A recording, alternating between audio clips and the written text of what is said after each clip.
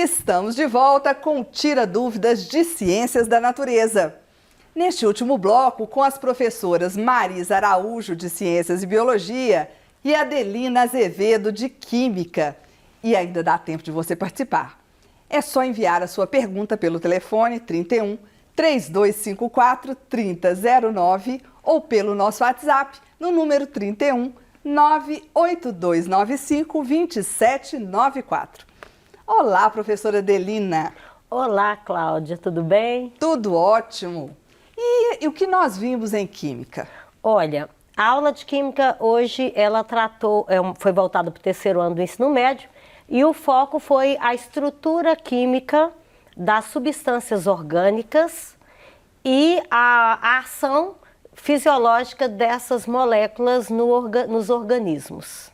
Interessante. Ok. Então, nós já vamos começar aqui com uma dúvida da Rafaela Pereira, para você mesma, professora. Ela é da escola FUNEC Xangri-Lá, de Contagem. Ela está no terceiro ano do ensino médio. E ela pergunta o seguinte, professora. Por que o uso de drogas causam depressão e algum tipo de dependência, professora? Bom, para responder, essa aula de hoje vai ser muito bom, porque a parte da fisiológica eu vou contar com a ajuda da Marisa. Espero poder te ajudar. Vai ajudar sim, com a ajuda da Marisa, porque a minha abordagem é química, né? Eu vou fazer uma abordagem química e a Marisa me ajuda com a abordagem fisiológica, que é a bioquímica, né? Lembrando que essa aula, em nenhum momento, ela teve o propósito de ou condenar ou fazer apologia, embora tenha o termo drogas, mas é porque nós estamos falando de substâncias que, quando ingeridas, né, por qualquer organismo, elas são capazes de alterar a fisiologia e o comportamento, aspectos fisiológicos, comportamentais e psicológicos dos organismos, tá? Então vamos, ela pergunta por que as drogas causam depressão e dependência. Isso. Ó, a questão da dependência é porque quando a gente ingere a substância, ela tem contato com as aminas presentes no nosso corpo, né? A noradrenalina, a adrenalina e outras que a Marisa pode completar depois. Sim. E aí, essas enzimas, estudos mostram que elas são responsáveis elas e outras são responsáveis pela alteração de humor e pela mudança fisiológica. Então, essas duas causam especialmente excitação e hiperatividade. Então, quando a gente consome essa substância, o nosso humor vai melhorar, a nossa disposição vai melhorar, a gente vai ter mais prazer. Então, quando você usa uma coisa que te dá prazer, a tendência é você querer usar cada vez mais. Isso é próprio do ser humano. E quando você para de ter aquilo que te dá prazer, você vai sentir falta. Então, você vai ter dependência. Essa é a razão dessas substâncias serem depressivas e das drogas serem substâncias depressivas ou estimulantes. Elas atingem o sistema nervoso central? Sim, eu posso complementar, professora? Por favor. Tá. São neurotransmissores, tá? Isso. A questão do grupo funcional amina. Eu só lembro que é amina. Tranquilamente. São neurotransmissores, né? São importantes para a transmissão do impulso nervoso. No final dos neurônios, existem ali botões sinápticos que vão lançar essas substâncias, né? E aí vai fazer a comunicação entre os neurônios, tá, gente? Ela falou muito bem que vai atingir aí esses neurotransmissores, causando excitação. E nós temos também drogas estimulantes, temos também drogas depressoras, né? Que te deixam mais para baixo, mais entristecido, menos eufórico, né? Depende aí da química dela. E algo que causa muita dependência é porque elas agem na dopamina, tá? Que é um outro hormônio. E esse dopamina, gente, ele causa, sim, a dependência. Por exemplo, você come um chocolate. Vou falar de uma coisa, porque às vezes você fica viciado em café, em chocolate. Você come um chocolate, atinge o senso límbico, dá aquela sensação de prazer, daqui a pouquinho você quer mais, porque fica a memória do prazer, tá? E aí você produz mais dopamina e você quer mais, e assim por diante. Isso pode acontecer com jogos, pode acontecer com cigarro, né? Pode acontecer também até com chocolate, como eu disse para vocês, e café, tá? Mas essas drogas que são muito mais pesadas, vamos pensar em crack, cocaína, elas vão atingir, como uma bomba aí, e a dopamina, ela vai ser produzida e vai ficar te pedindo cada vez mais. Então, droga, a gente até brinca, né? Falar não da primeira vez, porque depois o organismo, ele fica aí completamente dependente. E resgatando os aspectos químicos dessas substâncias, Sim. dos neurotransmissores, Sim. é só você ver que todos eles terminam com o termo amina. Então, fazem parte do grupo funcional amina, são substâncias orgânicas básicas, básicas no sentido de basicidade e acidez, tá? E retomando mais uma vez a questão da droga, né? Quimicamente falando, qualquer substância ingerida que provoca alteração fisiológica em um organismo, lembrando que para a química, nesse caso, uma célula é considerada um organismo, a gente chama de droga. Inclusive os medicamentos que a gente compra nas farmácias, os chás que a gente toma, essa é a diferença entre eles, né? Aí tem as psicotrópicas, que são aquelas que atuam especificamente no sistema nervoso, e os fármacos. Os fármacos são drogas usadas para fins medicinais. Então, muito obrigada, Rafaela, pela sua pergunta. Um abraço para todos aí da FUNEC Xangri-Lá. Um abraço para todos de Contagem. Professora Marisa, segundo ano, evitar contato com pessoas contaminadas é realmente uma medida eficaz para evitar a gripe? Certamente, tá? Sim. Exatamente porque o vírus, ele vai passar como, gente? Por gotículas, né? Quando você está conversando, tossindo, falando, né? Então, essa proximidade, ela facilita muito, porque esses vírus, eles vão entrar, né, pela cavidade nasal, né, e vão começar aqui já a infeccionar nariz, por isso que a garganta, ela sente primeiro, né? Porque o vírus está no nariz, garganta. Tanto é que quando você faz o teste para Covid, por exemplo, você faz lá o suave nasal, né, para ver se os vírus estão ali multiplicando, até ele alcançar as vias respiratórias. Então, você está aí falando e você está realmente passando esse vírus para outras pessoas.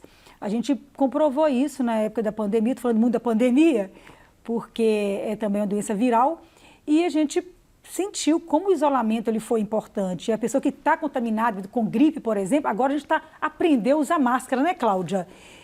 Por exemplo, eu vou pegar um ônibus, eu não consigo mais não usar máscara. Então, assim, a máscara, eu acho que ela vai fazer parte da nossa rotina aí por muito tempo, né? Porque, apesar de que algumas cidades já tiraram a máscara e tal, mas se você está com gripe, se você está com Covid-19, o isolamento, ele é muito importante, sim, tá? Que evita o contágio, né? A contaminação. No cotidiano, as pessoas costumam misturar esses micro-organismos todos, sim. Né? Então, elas diferenciar bactéria de vírus, de fungo. Quando você... Uma técnica eficiente para você saber como que você se contamina ou não em relação a uma doença, é você saber se ela é virótica, se ela é causada por bactéria ou se ela é causada por fungo. Igual antibiótico. Antibiótico, gente, é só bactéria, viu? Antibiótico é para outra coisa, não. Eles acham que está com vírus, toma antibiótico. Está errado. Isso, inclusive,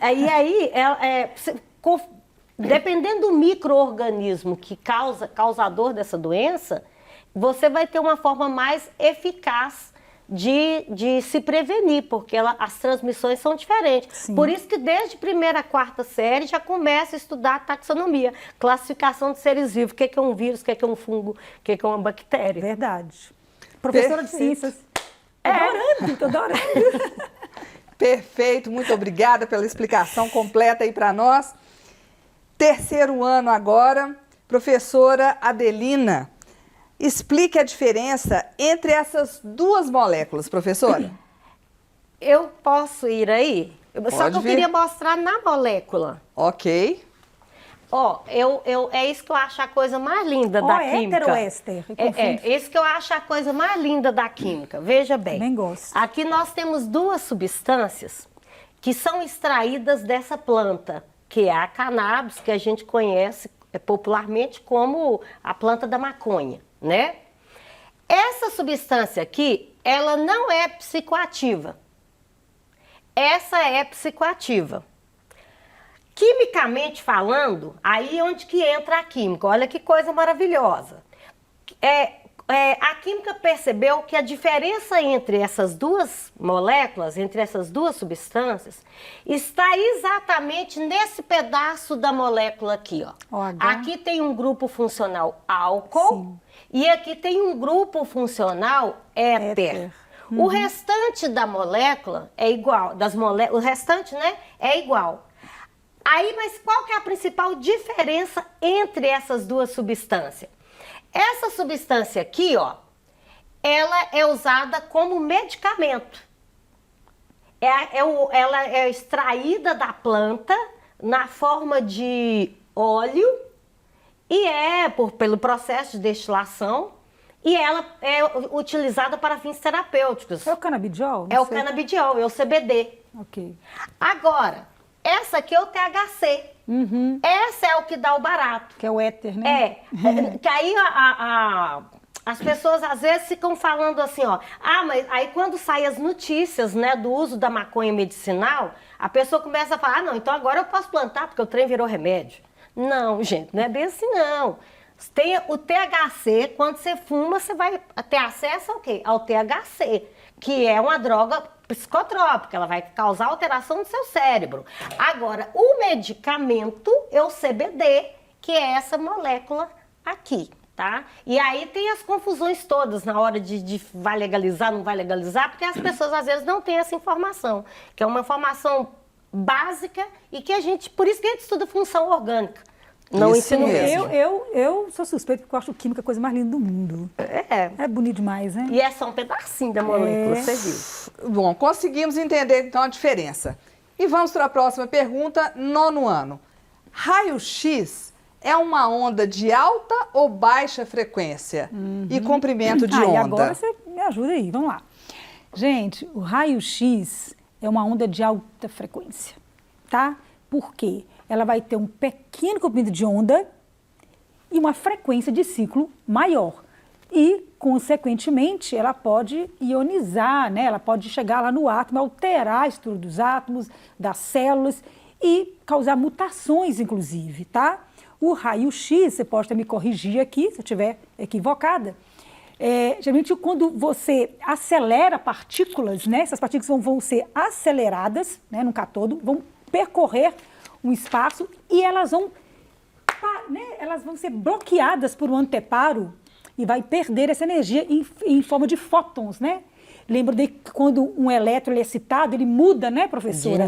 De nível, um nível mais energético. Quando ele volta para o seu estágio fundamental, ele libera aquela energia a mais ali, e que vai ter o comprimento de onda, né? A luz, por exemplo, vai depender da cor, de acordo com o comprimento de onda dela, que varia de 400 nanômetros a 700 e poucos nanômetros, tá?